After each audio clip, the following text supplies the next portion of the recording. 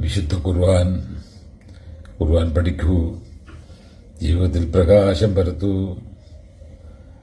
പങ്കുവെക്കൂ, നന്മ വളർത്തൂ. സൂറത്ത് അൽ-മാഇദ വചനം 40. ബിസ്മില്ലാഹിർ റഹ്മാനിർ റഹീം. അലം തഅലം അന്നല്ലാഹു ലഹു മുൽകുസ് സമാവാതി വൽ അർളി യുഅദ്ദിബു മൻ യശാ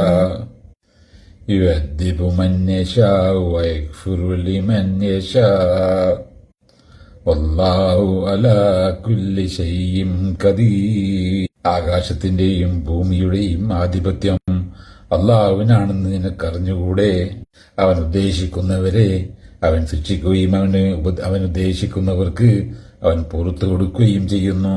അള്ളാഹു ഏത് കാര്യത്തിനും കഴിവുള്ളവനത്രേ.